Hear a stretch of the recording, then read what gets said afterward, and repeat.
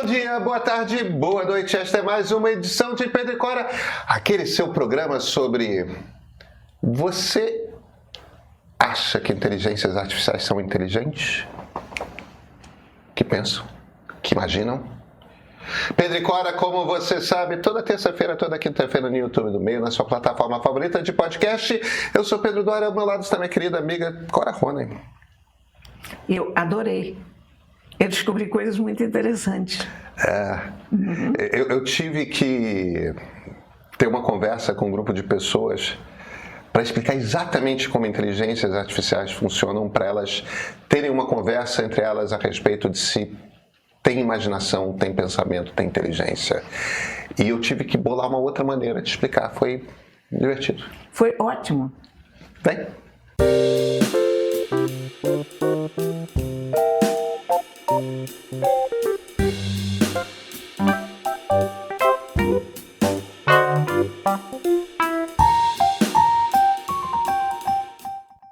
Cora, eu tive uma experiência interessante esse fim de semana, que me pediram para dar uma palestra online para um grupo de pessoas sobre inteligência artificial. Isso eu dou palestra sobre inteligência artificial o tempo todo. Mas era uma coisa meio um diálogo. E era um grupo de pessoas que o objetivo não era fazer aquelas coisas, uma palestra mais corporativa, entendeu? Como que aumenta a produtividade, como que... Era uma coisa para explorar a possibilidade de pensar, imaginar, sonhar. Uma coisa de a humanidade, a inteligência, Eu nunca tinha falado sobre isso. E de repente eu me toquei, caramba, como é que eu vou falar disso? E eu tive que explicar, eu tive que literalmente voltar para a prancheta, parar para pensar como que eu explico como é que IA funciona. E eu tinha que explicar de um jeito que as pessoas entendessem exatamente o que está acontecendo no algoritmo, para o algoritmo produzir o resultado que ele produz. Para não eu dizer para as pessoas se A pensa, se A imagina, se A... Não é isso. É para ser aquele público, que era um público altissimamente sofisticado, para ele conseguir ter uma conversa sobre a possibilidade de A de fato pensar ou não. Isso é muito interessante. Porque o objetivo foi esse. Como é que eu explico o que está acontecendo ali? A partir dessas ferramentas, de vocês entenderem o que está acontecendo ali, a partir disso, vocês podem chegar a uma... Aí, a partir disso, vocês conseguem construir um debate sobre... Vocês chegaram a conclusões. Interessante. E eu estou interessadíssimo em saber a que conclusões vocês chegarão, tá? E aí? O que eu expliquei? Eu comecei falando, olha, a gente tem 3 conceitos aqui que precisam ser compreendidos. O primeiro é o conceito de o que exatamente o modelo Transformer faz. O modelo Transformer é o modelo por trás dos modelos de linguagem, do ChatGPT, do Claude, do Gemini e tal. O que exatamente ele faz? Como é que ele constrói um texto? A segunda coisa é entender o que é memória para uma IA. E a terceira coisa é entender o que é razão para uma IA. Então, começar pelo modelo Transformer. O que o modelo Transformer faz exatamente? Qual é o truque? Porque inteligência artificial já existia, né? Aprendizado de máquina, aquela coisa de essas IAs que percebem que eu sou parecido com alguém na Groenlândia e com alguém em Angola e que a gente vai gostar do mesmo tipo de vídeo no Instagram, essa coisa de padrões, isso já existe há muito tempo. Há muito tempo. Existe antes da gente nascer. Não tinha computador que era poderoso o suficiente para fazer funcionar. Isso só é no final dos anos 90, início dos... Mas, desde que a Amazon existe, a Amazon já sabe que livro que a gente gosta, né, Cora? A Books.com. Mas a Books.com a gente tinha que procurar, ainda não tinha algoritmo de recomendação. Não me lembro. A Books.com era Telnet quando a gente começou a usar. Era Telnet, é verdade, não era Books.com. Tem razão. E as pessoas não sabem nem o que é Telnet, mas tudo bem, não precisa explicar isso não. E eu pedi os livros por ISBN. Tá vendo? É verdade. Tinha que procurar. Mas a Amazon já tinha, por isso que a Amazon era melhor do que a Books.com. Isso. Porque ela ia aos poucos entendendo qual era o seu gosto e fazendo recomendação de livro que funcionava. Parecia mágica, né? Agora, é isso, né? Percebe um padrão, percebe que é fulano e não Beltrano na fotografia. Quando ele começa ali, o ChatGPT, a construir um texto que parece que é um ser humano que escreveu, é porque o pessoal do Google, não foi o pessoal do OpenAI, foi o pessoal do Google, inventou esse negócio que é o modelo Transformer, que eles conseguiram desenvolver um mecanismo que é um mecanismo que permite a IA dar a atenção devida a cada palavra. O que isso quer dizer? Em essência, é um modelo matemático que não precisa explicar, porque eu mesmo não sei se eu saberia explicar perfeitamente, mas é um modelo matemático que pega uma frase como "o gato é vermelho" e ela consegue entender exatamente quanto cada palavra influencia cada outra palavra. Entendeu? Ele sabe que "o" influencia pouco gato, que "vermelho" influencia muito gato, tipo, ao ponto de alterar o sentido ou especificar muito. Ele não está compreendendo o que é vermelho e o que é gato, mas ele sabe... Ele conhece a relação. Ele entende aquilo, e ele sabe que influencia mais gato do que "o", mas menos do que vermelho. Então, quando você consegue construir um modelo que entende o peso de cada palavra em relação a cada outra palavra, aí vem uma segunda frase e tem o peso interno da frase e o peso em relação às palavras da frase anterior e da frase que vem depois, ele vai fazendo essa conta que essencialmente permite ao modelo ele entender as relações internas entre cada palavra dentro de uma frase. É um jeito... É um jeito de pensar. É um jeito de prestar atenção. É um jeito de dar a atenção devida Isso.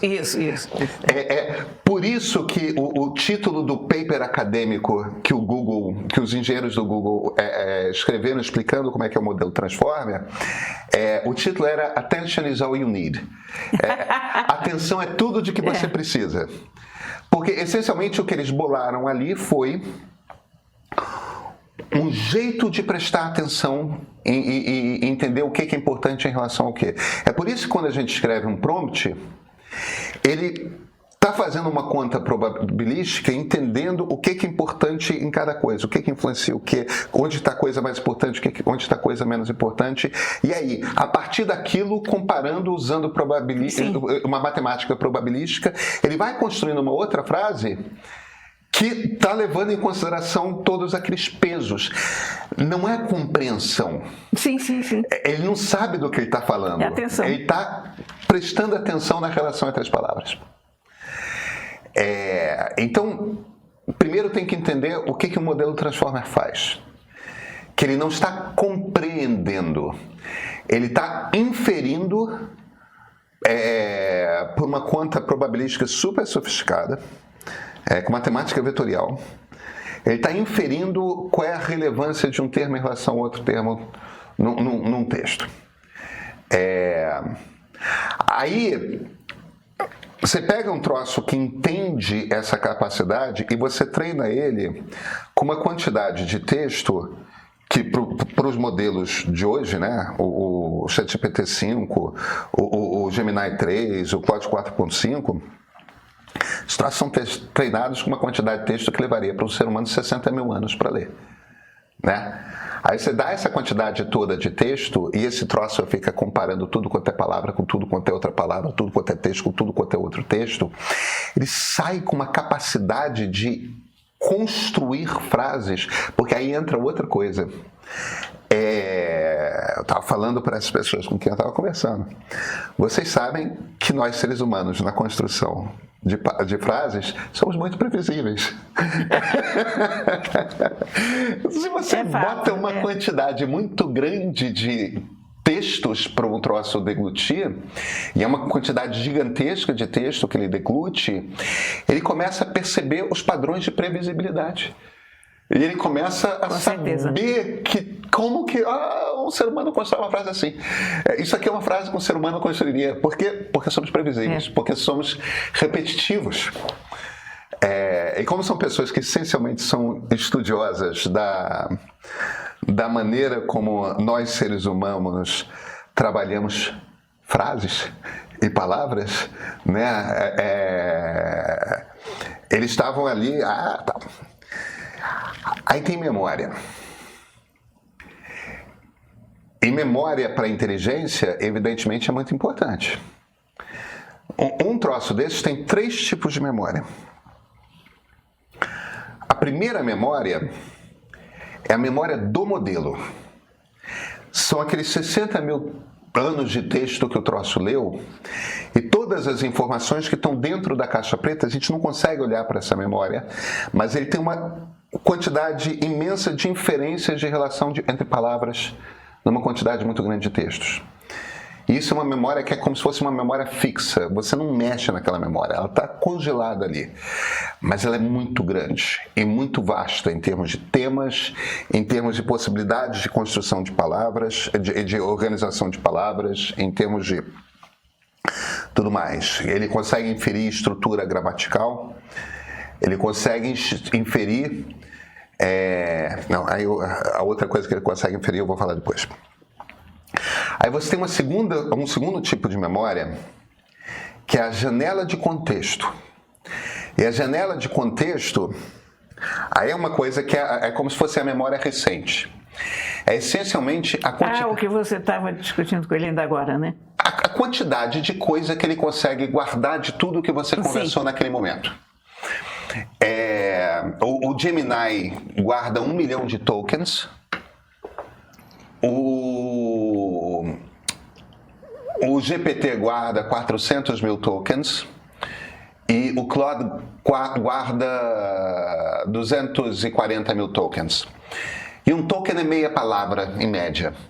Então, o Gemini guarda 500 mil palavras, o GPT guarda 200 mil palavras, e o Claude 120 mil palavras. Essa coisa do 120 mil palavras, 240 mil tokens, é meio que a maioria dos modelos de linguagem. Então, se você está tendo uma conversa há muito tempo no GPT e já subiu um monte de PDF, já subiu um monte de coisa, tem uma hora ali que se passou de 400 mil tokens e 200 mil palavras, ele começou a esquecer coisa, ele já não consegue, ele começa a perder coisa. Eu acho que eu nunca cheguei nesse ponto. Não, diversas vezes eu chego ele começa a alucinar, ele começa a se perder, ele começa a misturar coisa com coisa. Que engraçado, eu acho que o meu uso não é tão intenso assim. Eu dou muito material para ele ler. Isso, pois é. Eu dou trocentos papers, eu dou... Não são só as palavras que você escreve, toda a informação que você dá para ele, né? Toda a informação que você pede para ele buscar na internet. Se você manda ele fazer uma pesquisa, né, um deep research muito profundo, ele guardou tudo aquilo que ele leu. Bom. Então, ele vai, e muitas vezes, você não tem muito como controlar o quanto que ele está armazenando. Mas tem uma hora que ele dá tilt. Eu, por exemplo, faço uma coisa hoje em dia, quando eu peço para ele fazer um deep research, uma pesquisa profunda de um assunto, eu abro um chat, ele faz aquela pesquisa profunda, eu copio o resultado e levo para um outro chat para trabalhar em cima. Para descartar todas as outras coisas que ele leu na internet e ele não julgou importantes o suficiente para botar no texto que ele escreveu. Porque é literalmente uma coisa de economizar a janela de contexto. E se você dá muita imagem, gasta mais token. Você dá PDF sem fazer OCR, né, sem fazer a interpretação de texto do OCR, aí ele tem que fazer ele próprio. Essas coisas, ele vai consumindo essa memória recente. E você tem que cuidar dessa memória recente.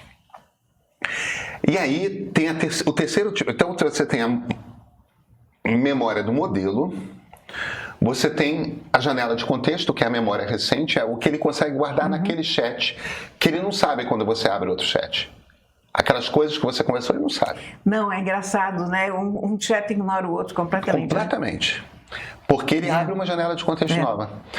Agora, tem uma terceira memória, que é a memória que a OpenAI inventou, que o Google usa também no Gemini, que é o seguinte: como o cara é esperto, ele vai sacando quando você vai dando informações que são importantes a seu respeito e ele vai guardando dentro de um texto grande.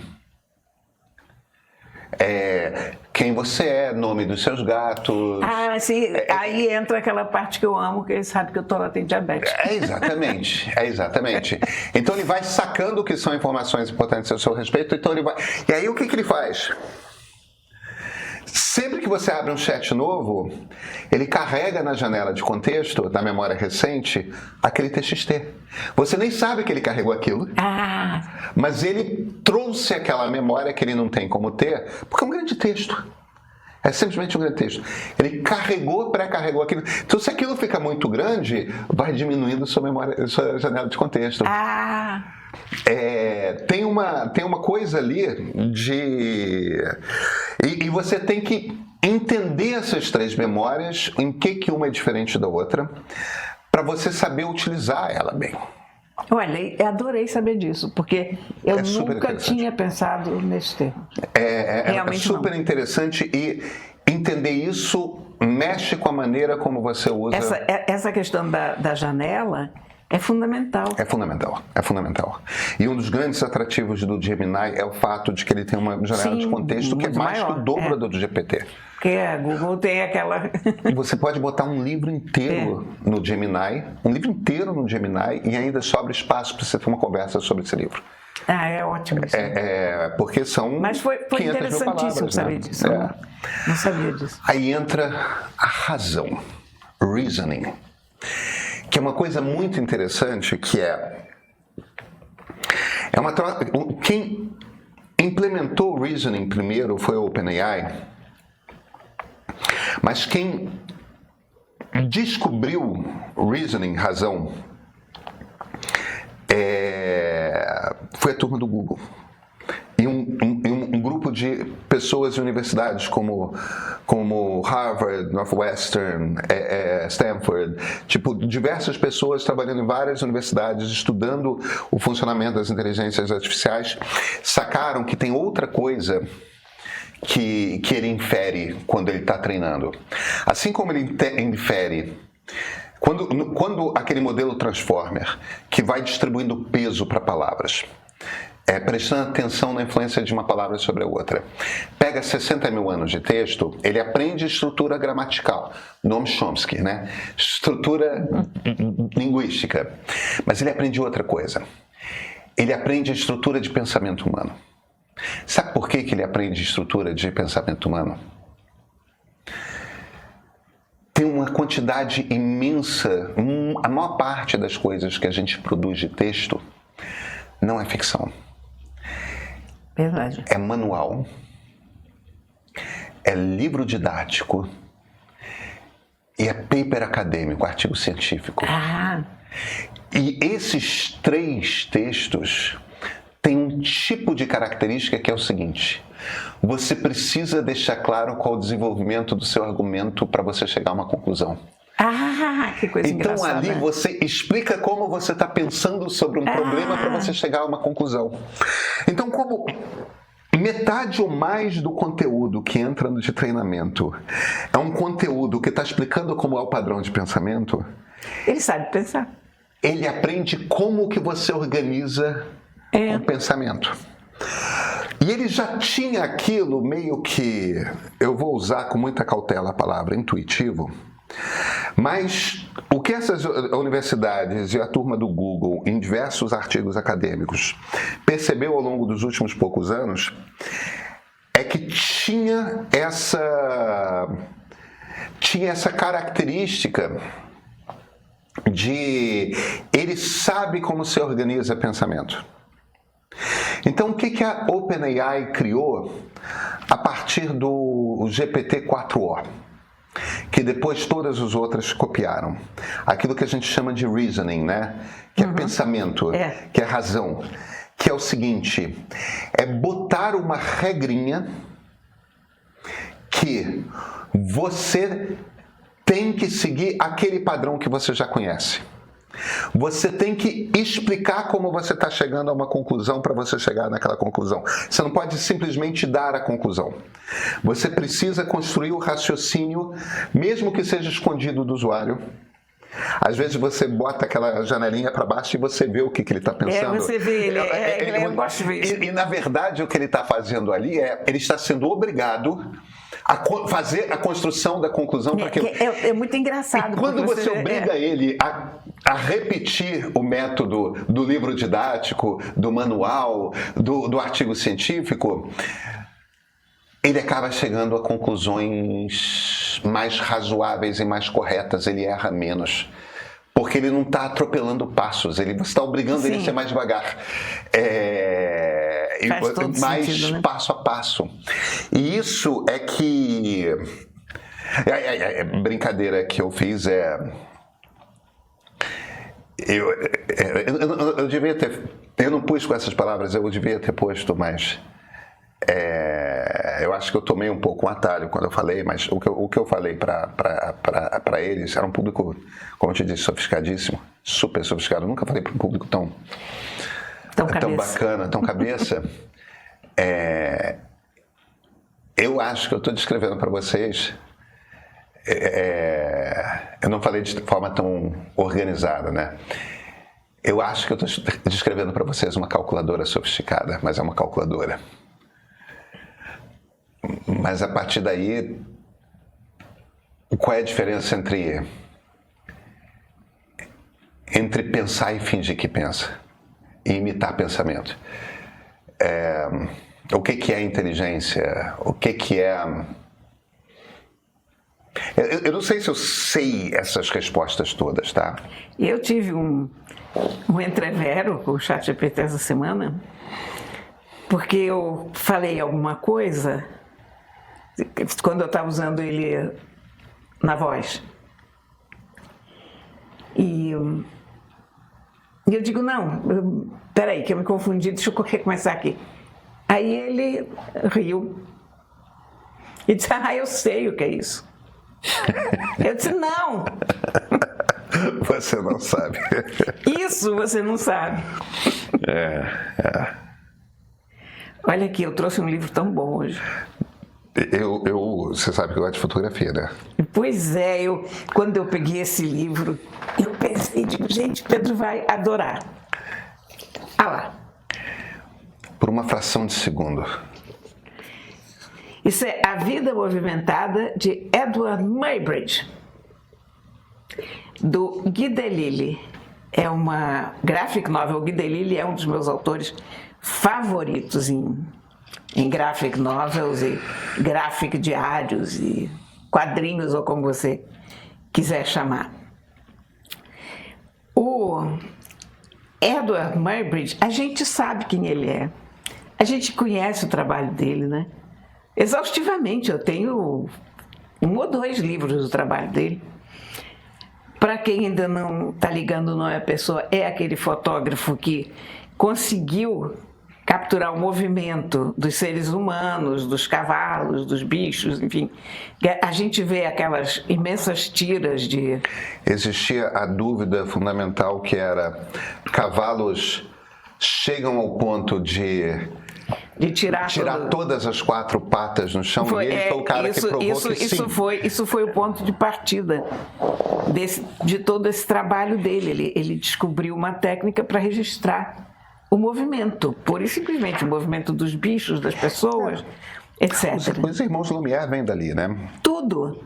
Né? Os irmãos Lumière que são os inventores do cinema. Tudo que veio depois em termos de movimento é Muybridge na frente. Ó. Tá aqui os irmãos Lumière. Só que a gente não tinha, eu não tinha a menor ideia de como teria sido a vida dele. Você já tinha lido alguma coisa sobre a vida dele?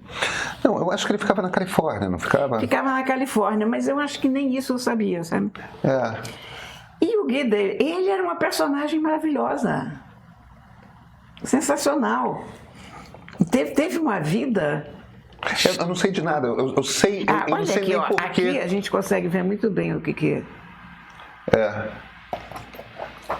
Ele passou por uma vida de peripécias, de altos e baixos. Aqui, ó, outra tira dele. E o Guy Delisle resolveu fazer essa biografia. Que legal, eu sei muito pouco, Eu total recomendo, para quem gosta de quadrinho, para quem gosta de fotografia, para quem conhece a Edward Muybridge, mas não conhece, quer dizer, conhece o trabalho, mas não liga o nome à pessoa. Todo mundo conhece as fotografias. Pois é, mesmo quando não conhece o nome. Todo mundo conhece as fotografias. O trabalho do Muybridge é um daqueles curiosos trabalhos que todo mundo já viu em algum momento, né? Não sabe, eventualmente, a referência. Eu citei a coisa do cavalo porque eu acho que o cavalo é o mais conhecido. Mas o cavalo, porque partiu do cavalo, o desafio. Né? Mas depois ele aí ficou viciado, ele percebeu que era muito interessante capturar o movimento, essa fração de segundo, e percebeu o que a gente fazia, o pássaro voando, para onde sobe a asa, para onde desce. Hoje a gente tem câmera lenta, a gente conhece bem, os movimentos estão todos decupados. Mas a gente está falando de uma época que... Isso aqui é 1860? 1800 e blau, Era uma época em que as pessoas não tinham ideia dos detalhes do movimento, né?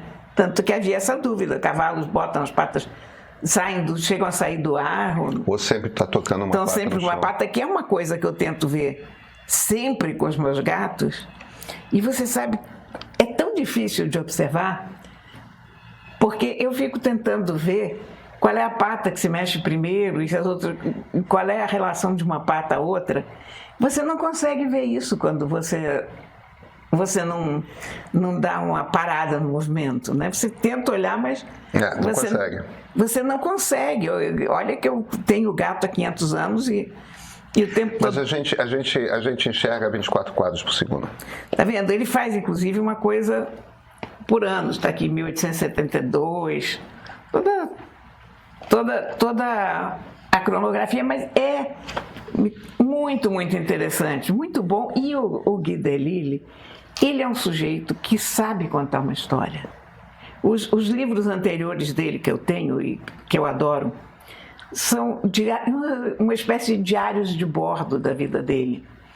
Porque... Eu não tenho ele como referência.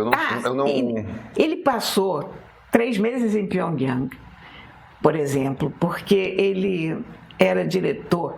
Eu tenho um álbum, uma graphic novel passada em Pyongyang. Pyongyang, que se chama Pyongyang. Então já tenho coisa dele. Ele era diretor de uma coisa de desenhos animados, de uma empresa de desenhos animados, e uma parte dos desenhos animados era feita em Pyongyang. Aquela parte mais... onde o desenho está só se mexendo e não há nenhuma ação definidora, sei lá, um monte de gente andando. Isso era feito em Pyongyang. Depois, ele esteve em Shenzhen, na época que Shenzhen estava começando a acontecer. Ele esteve em Mianmar, ele esteve em Jerusalém. Cada lugar desses ele fez um livro extraordinário. Que bacana. Sobre as aventuras dele. Que bacana. A mulher dele é enfermeira dos Médicos Sem Fronteira, então boa parte dessas viagens também era feita por conta dela. Então ele é um autor extraordinário, maravilhoso. E esse é o primeiro livro dele, novo, que eu vejo em bastante tempo, sabe?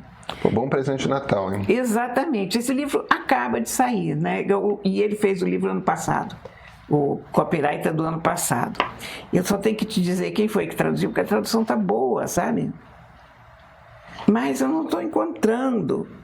Gente, a essa altura, o nome do tradutor devia estar sempre ou na capa, né? Ou na contracapa. Isso devia ser uma coisa simples de encontrar. Flávia Jacobian. Ela volta e meia traduz graphic novels e traduz muito bem. Pronto. Então, está aqui, é da Comics Zone. Maravilha. Presentão de Natal. Eu vou dar para mim mesmo de Natal. Pois é. Super recomendo, vai adorar. Maravilha. Pronto. Cora, até semana que vem? Até semana que vem. Até quinta-feira. Até quinta-feira. Até quinta-feira.